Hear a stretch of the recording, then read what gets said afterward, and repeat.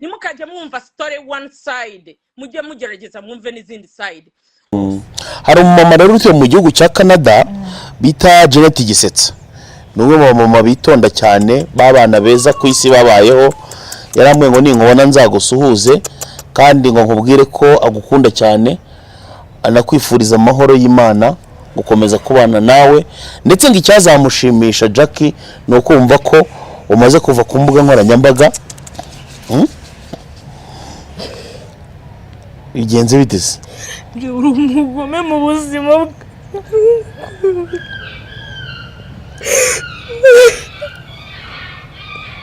Bigenze biteze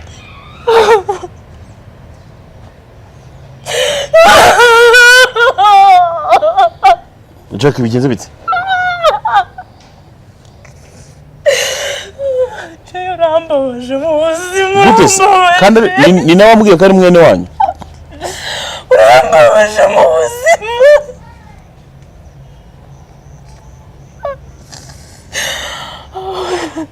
Kuki umuvuze uwo muntu mu buzima? Kuki umuvuze koko? Umugore akajyaza akatwihanangiriza mu rugo ati uyu mwana nzamwotsa nzamutwika hataryamana n'umugabo wanjye, umwana yari under age.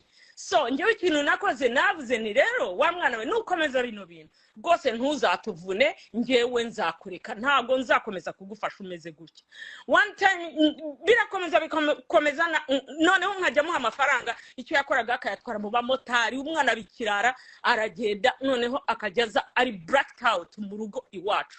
Mbwira mama ni rero mama ntibi ntago nzabivamo, nanjye mfite ibibazo bindenze, mfite abana nanjye ndeberera, mfite isi yose ndeberera, mfite abantu bese. Uyu mwana njyewe niba afite ingeso zimeze gutya ntago ndi bukomezanye nawe. Naramuhanye, naramuhanuye, naramukansorinze. Nimukajye mwumva one side of the story. Uwo mwana naje ku giving up, ndamubwira ni rero njyewe I've given up.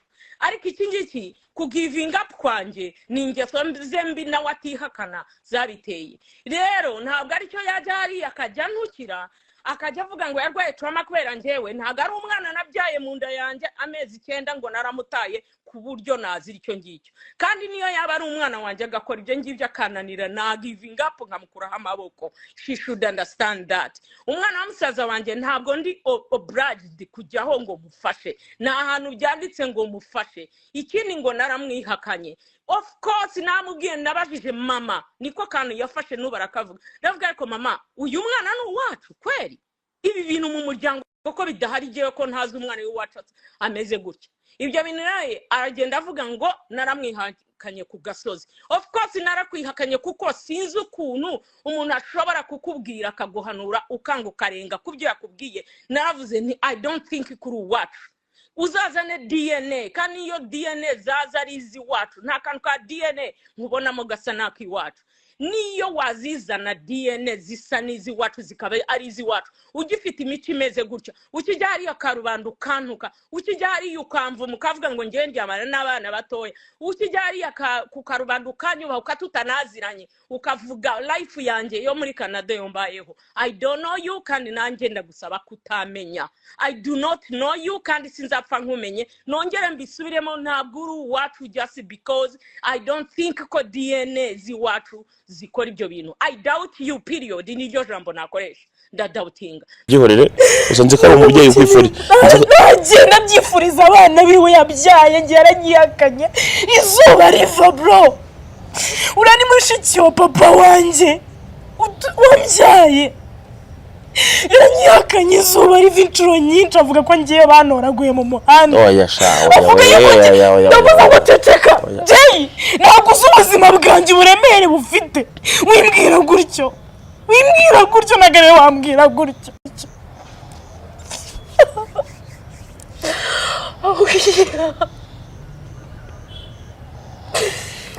Sinifuza no kumura mu maso yanjye kugeza igihe azaza agapfukama kansaba imbabazi.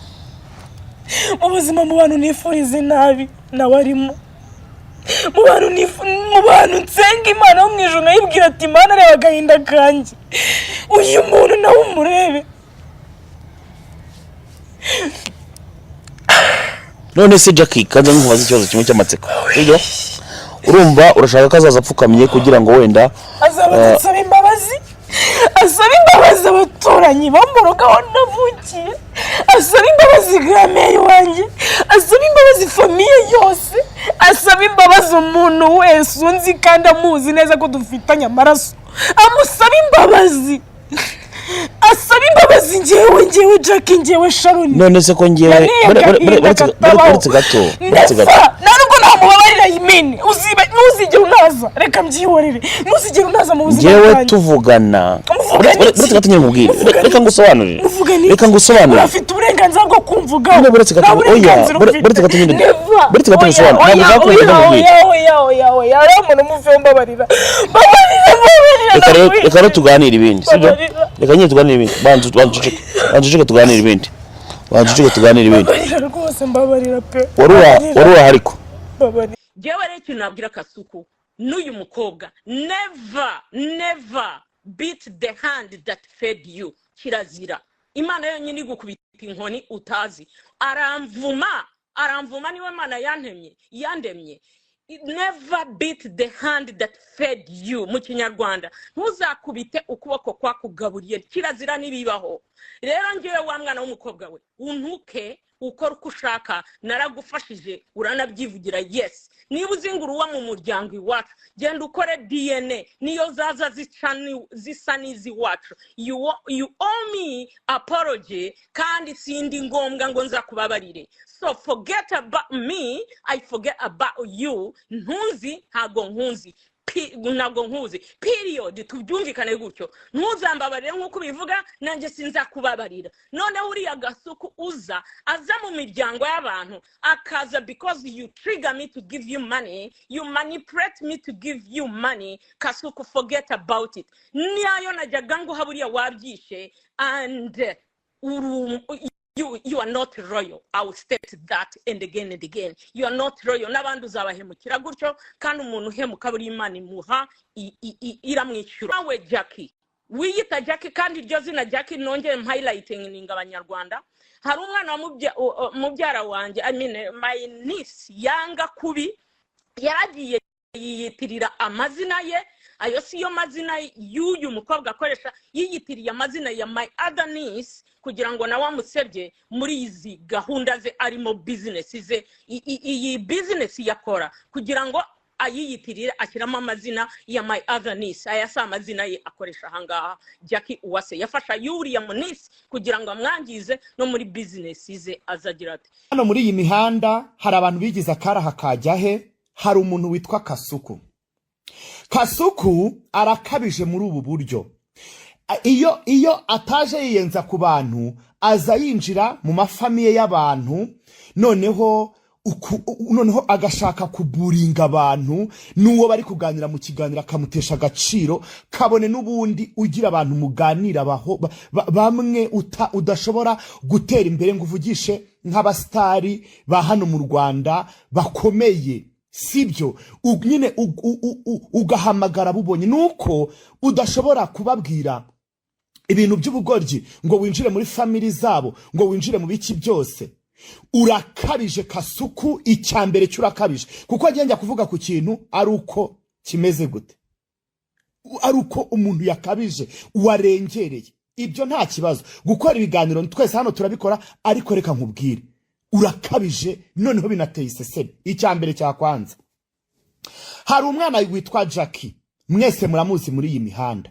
Nukuri kw'Imana namaze gukurikira ikiganiro yakoranye nawe, barimo kuvuga Janet Gisetsa, uyu nguyu utuye muri Canada. Sibyo, muramuzi Janet mwese hano, ni umuntu mwese muzi muri iyi mihanda kuva na kera. Noneho njyewe ndamuzi, n'umumama hano muramuzi mwese, n'umuntu mwiza, n'ishuti y'abantu benshi hano. Kasuku nawe ubwawe urabyiyiziye, uri kumva? ubwawe urabyiyiziye, uri kumva? Urabizi ibintu byose uri kwikora, urabizi, uzi neza yuko ari umuntu mwiza. Abana n'abantu bose, thank you so much Aminata, urakoze cyane.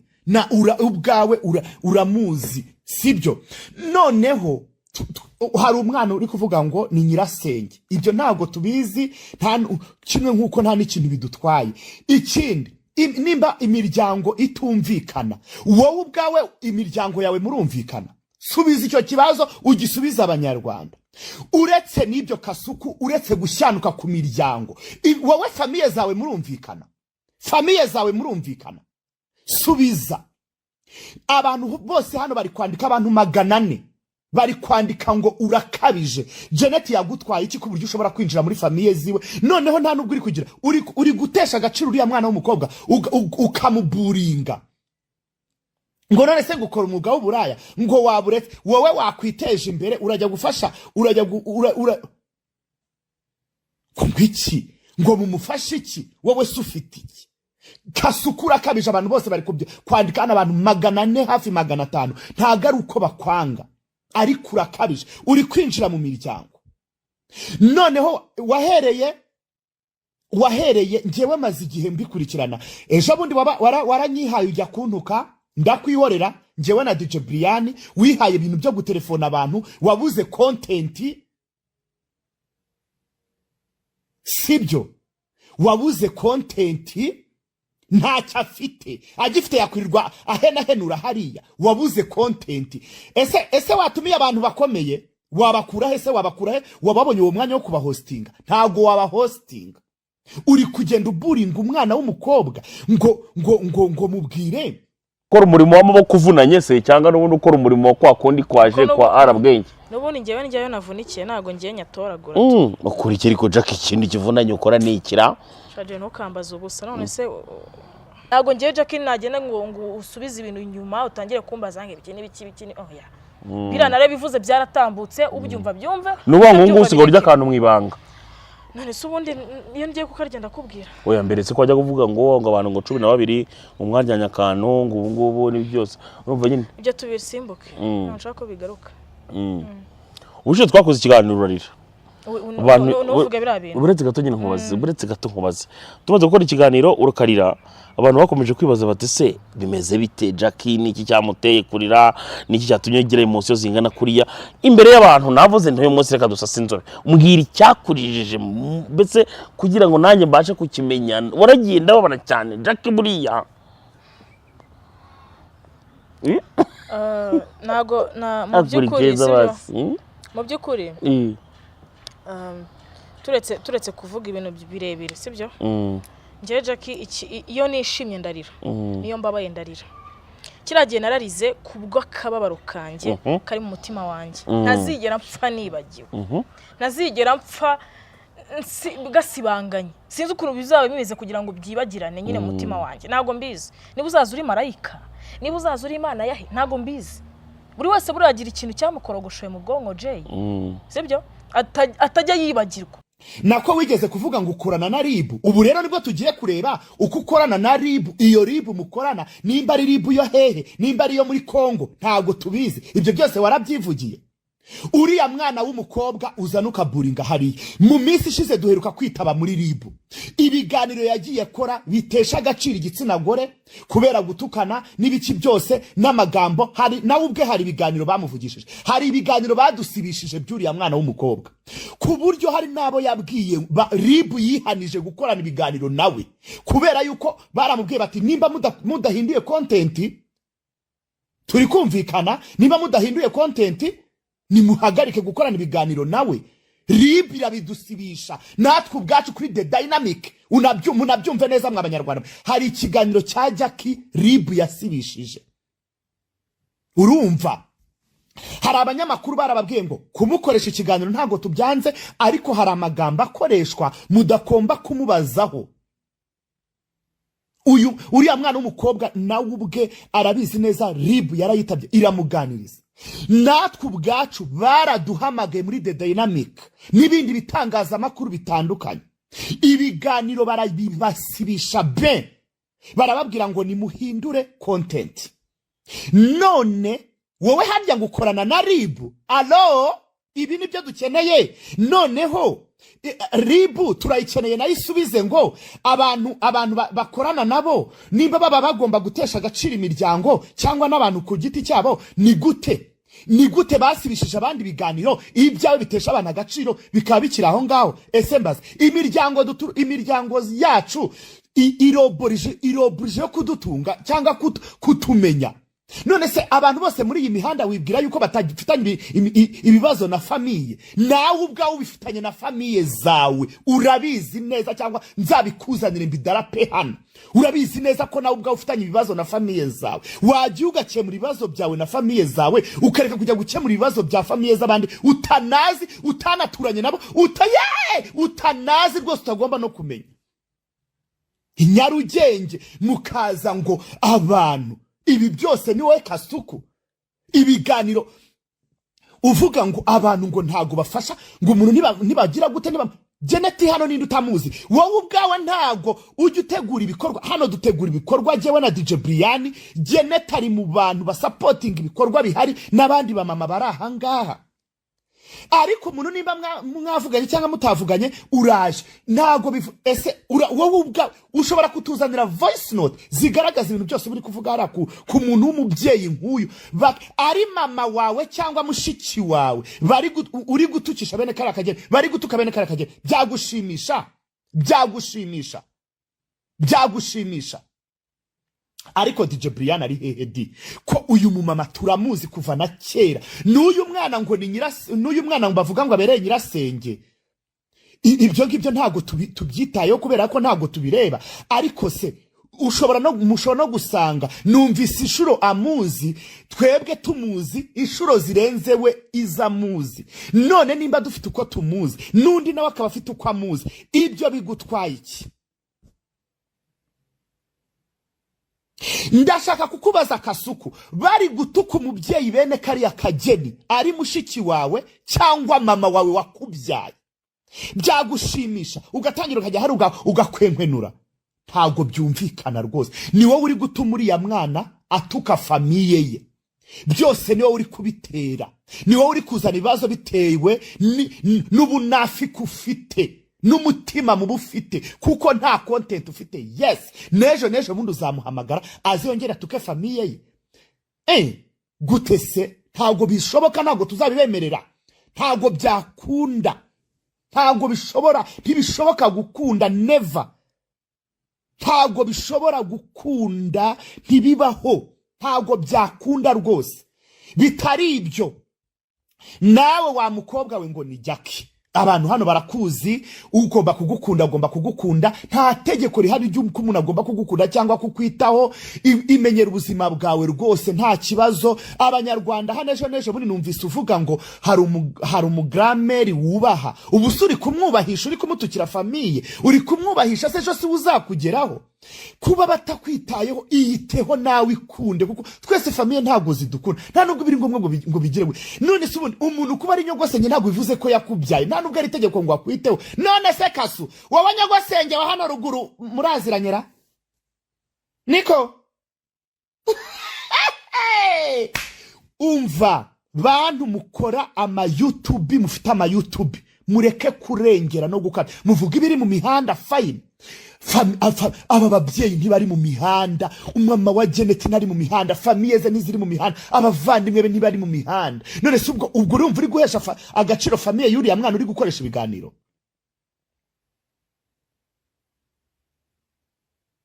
Yirenza nde? Harya ukangisha ngo uziranye na Ribu, ngo Ribu ngo ukorana nayo?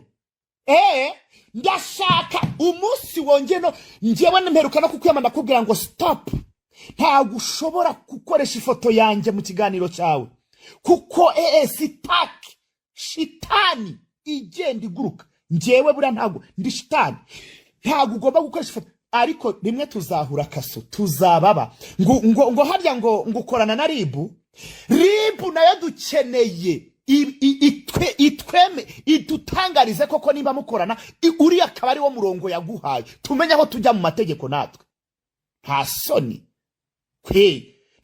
meruka kuguhamagara kubwira ni stop, kumvugaho ntago jewe mbyanze, kuko jewe niyo mutamvuze ndababara.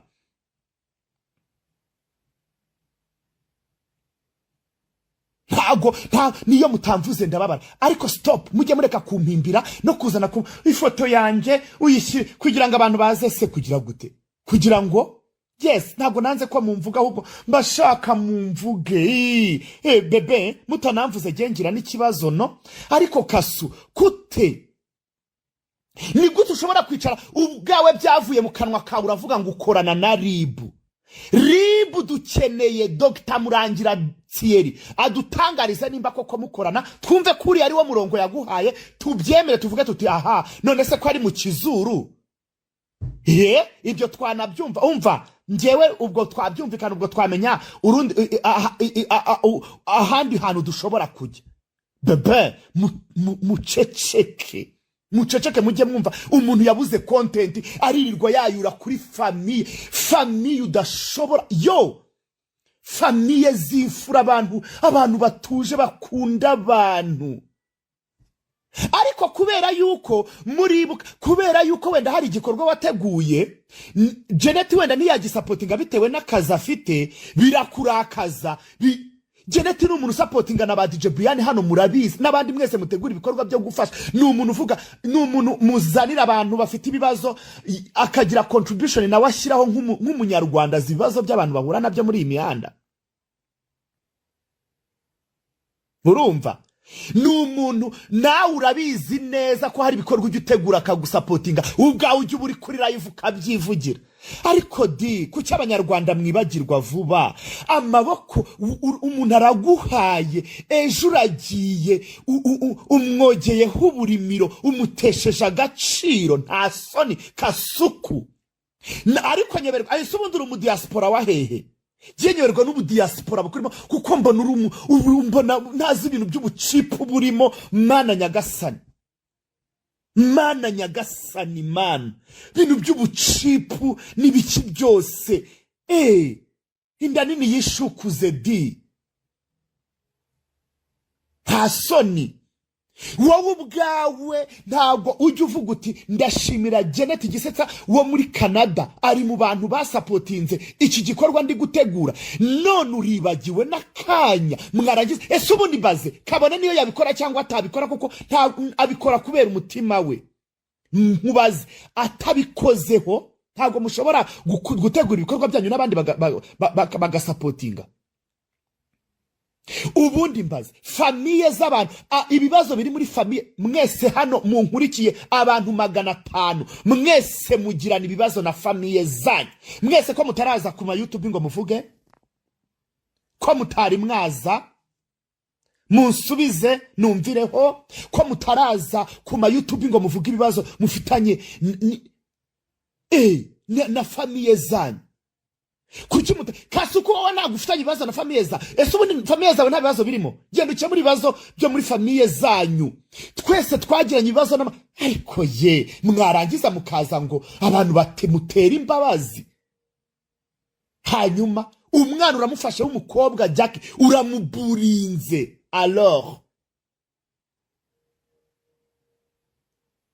uramuburinze ngo urindaya ngo none se ngo tugushe ngo yongureke kanoka. Sex work is work, please stop. Mureke kuburinga abantu. Uriya mwana mumuteshaga ni nawe ubwawe wamuprovoce, turabireba. Nta soni ukajya mu miryango y'abantu. Njewe watuka umuntu ku giti cye na Janet wazanuka mutuka ku giti cye, wenda muraziranye, famille ze muhuriye hehese. Byibura se yaba yanakugiza ati muri iyi mihanda ko tuzi Janet imyaka na yindi. Numvise ahubwo bamwe mutanamuzi nuriya mwana ngo abereye nyirasenge, ariko bivuga. Ese ubundi mbaze kuba ari nyirasenge ni DNA, kuba ari nyirasenge bisobanuye egare kuza ukatuvuga ngo yebuze bibe kuba ari nyirasenge bibi ngo nise yo kumukubitisha ngo abade. No, ntabwo bishoboka. Uriya mwana ngo ni Jackie mu muhamahoro akore shozi wagomba gukora. Nawe wa mwana we uzukoresho. Twese dufite famille, amafamille duturukamo tuzi uko twabanye nayo. Ntabwo twese tuza ngo tuyexpose hano. Nta wamenya ejo nejo muri twese tuba twarananiranye. Ariko ubundi mbaze ubu mureke mbabaze, ubu nanjye najya hano nkavuga ngo famille zaranyanze, njyewe ukuntu mba meze gutya nk'akasamutwe muri iyi mihanda ubundi famiye zaba zijya kunkunda zinshiki ubundi wowe famiye zajya kugukunda zihereye kuki none se Kasu uyu mwana urashaka kumva yuko umurushije ubwo n'urukundo umufitiye mbese uri kumushuka uri nta soni umwana w'umukobwa ukamufata ukamutesha agaciro bene kari akageni erega nawe akaza ngo ye no nawe ukabitega amatwi usubiza abanyarwanda babyumve ibi bintu ndaje ikiganiro nzakora kuwa gatanu nzabibaza ribu ni wowe wavuze ngo ukorana na ribu twumve ko ari wo murongo ribu yaguhaye ibi tuzabibaza ribu kuko ntabwo tuzira duhora turi shuku ngo uyu muntu ngo nta soni kweri famiye umuntu w'umubyeyi famiye yiyubashye ibi bintu bigomba gusubirwamo bitari ibyo ngibyo ntabwo biza kuvamo hano mu Rwanda ntabwo bivamo twitoreye perezida wacu uri kumva twaramutoye agomba kudufasha bino bibazo ubu rero yaravuze ngo mujye mumbwira uretse wa mwakwitonze ko twese tuzi gutwitingara ko tuzi gutwitinga Kasuku bwa wivugiye ngo ukorana na ribu dukeneye ribu duha ubusobanuro nimba uriya murongo ari wo yaguhaye ugomba kujya muri famiye z'abantu ngo ugiye gukemura ibibazo muri iyi mihanda birimo byinshi ingo muzijyamo gute ibyanyu bihandoringa gute ubizana kuri social media azabatsinda Kagame yarukuye ku muheto yego oya ubu nuko namaze kubona ko biri too much uzabaze njyewe ngira uko ngenda muzanaperereze buriya njyewe ngira uko ngenda ngira nuko mbaho nundi musi gutamitse ni gute wabona ibintu njyewe iyo mbonye ibintu bitagenda neza muri iyi mihanda ndabivuga ubu buretse kuwa gatanu nzakora ikiganiro mentioning ribu yes kuko nzi neza yuko bakurikirana ibiganiro byacu noneho batubwire ngo uyu murongo niwo mwamuhaye mwaramuhaye ngo ajye gukemura ibibazo bya famiye uricara ukanaburinga umwana w'umukobwa nta soni yego ubwe yarabyivugiye ndetse ndi kubivuga hano ariko ndi ikigoryi nta soni ariko njyewe iki kibazo buretse nako ntabwo biza kurangirira hano njyewe ndi kubireba nkabibonera ubu abantu bose bazajya bagirana ibibazo na famiye bajya muri social media kuki batajya muri ribu se ngo barege siko musetsa ubu twese nituzajya tugirana ibibazo na ribu n'abantu bo muri social media tujye tugenda kuko njyewe hari ibiganiro ntega amatwi nkumva nkavuga no muribuka ejo bundi ari kudutuka kuri ntuze ejo bundi adutuka njye na DJ Brian ndavuga no kiwe ntabwo ndi umuntu kujya gusubizanya na Kasu kuteze ariko noneho byageze mu miryango namwe nimwibaze umwe mu muryango yanyu namwe muri kunkurikirana agiye muri social media akavuga ngo nashwanye ngo na famiye zanjye n'ibiki ngo bra biratureba twebwe izina ry'Imana mujye mureka gushyigikira ibintu namwe ubwanyu muri hano mbwira hagize umuntu ko mwese tuzi ukuntu famiye zanyu tuzi ukuntu ziba muba mwarabanyera ko kaba karahanyuze ari bye musubize ubu ngubu nawe nkurikiye ndabizi ko ushobora kufitanya ibibazo na famiye zawe zize umwe ave muri famiye yawe aze avuga ngo runaka ngo byagenze gutya na gutya ngo yarantaye ngo ntaga nkunda ntago ari ngombwa mujye mugenda gake akariro gake na fe ibibazo mugirana na famiye zanyu n'izanyu mujye mubihandoringa ku giti cyanyu mwicare none se ndababaza ikibazo kitagira icya kabiri musubize hano mw'abanyarwanda mwe karibu Janet mw'abanyarwanda mwe nimuzajya mugirana ibibazo na famiye zanyu muzajya muhita muza kuvuga ngo famiye zacu ngo twagiranye ibibazo ngo ntago bankunda ntago barobrije yo kubakunda. Yes Giha ya wiriwe dora abantu hano bari kwandika bati ngo Kasuku biriya jewe nibaza impamvu agira iki kukugeza kuri family z'abantu n'ukuri birababaje. Yes niyinjire muri family. Yes wiriwe ego neza muranyumva neza. Yes genda ku. Yes so ukuntu ibintu bimeze Kasuku first of all Kasuku niwe cyane utuma uriya mwana antuka. Yes vuga Kasuku yajyaga akora ibiganiro akazana abadamu badafite uko bameze abashaka mituweli abantu ngo abantu babyaye abana imitwe ibiri akatwoherereza tugafasha nk'abadiaspora nk'uko dukunze kubikora. So recently aza kunyandikira ubundi akambwira ngo nyotewe nkamuha icyo muhaye nkamuremera nkuko aba yabishatse. So recently I put a stop on that. Ndambwira Kasuku nanjye hari ibintu ndimo bingora. I don't think ko nzajya mbona amafaranga nguha umbabarire.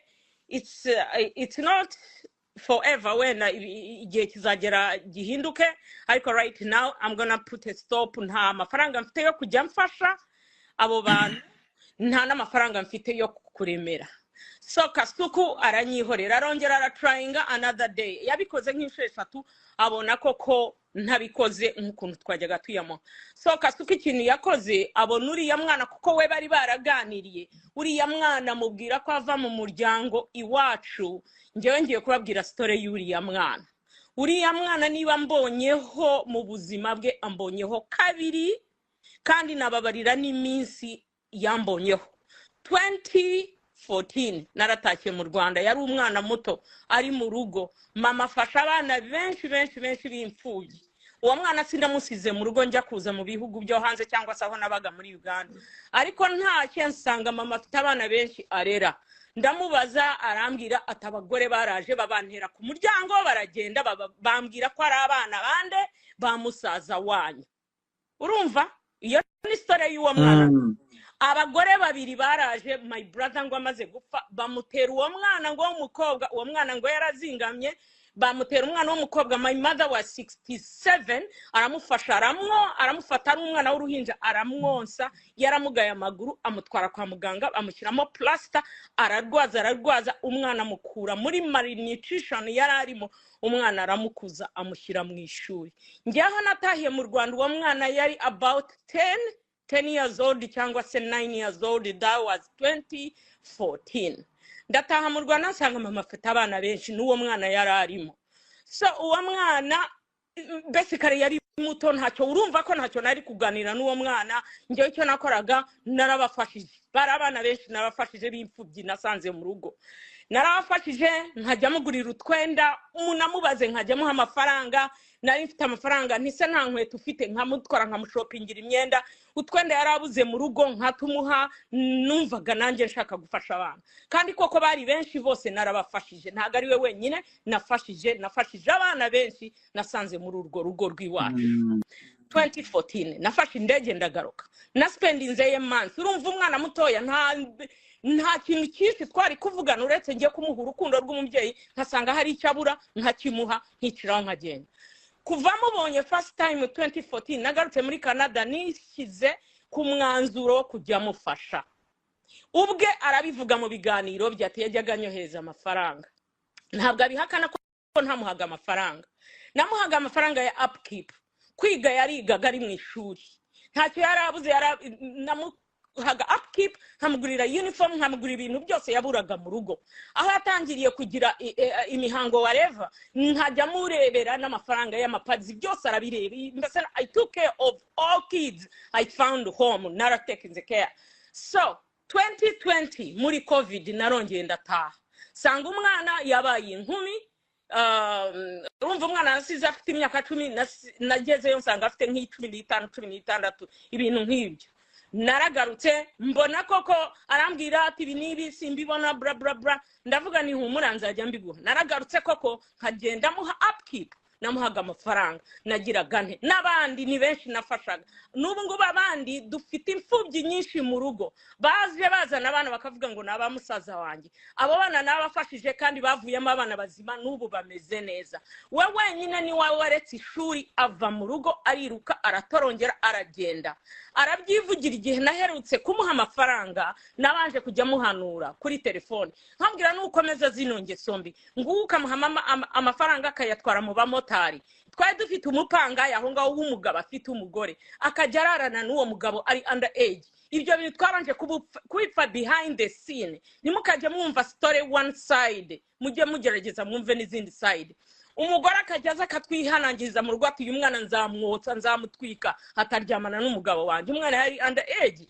so njyewe ikintu nakoze navuze ni rero wa mwana we nukomeza bino bintu rwose ntuzatuvune njyewe nzakureka ntago nzakomeza kugufasha umeze gutya one time birakomeza bikomeza noneho nkajya muha amafaranga icyo yakoraga akayatwara mu bamotari umwana bikirara aragenda noneho akajyaza ari blacked out mu rugo iwacu mbwira mama nero mama ntibi ntago nzabivamo nanjye mfite ibibazo bindenze mfite abana nanjye ndeberera mfite isi yose ndeberera mfite abantu bese uyu mwana njyewe niba afite ingeso zimeze gutya ntago ndi bukomezanye nawe naramuhanye naramuhanuye naramukansorinze nimukajye mwumva one side of the story uwo mwana naje ku giving up ndamubwira nira njyewe I've given up ariko iki ngiki ku giving up kwanjye ni ingeso zembi nawe atihakana zabiteye rero ntabwo ari cyo yajya hari akajya ntukira akajya avuga ngo yarwaye trauma kubera njyewe ntabwo ari umwana nabyaye mu nda yanjye amezi 9 ngo naramutaye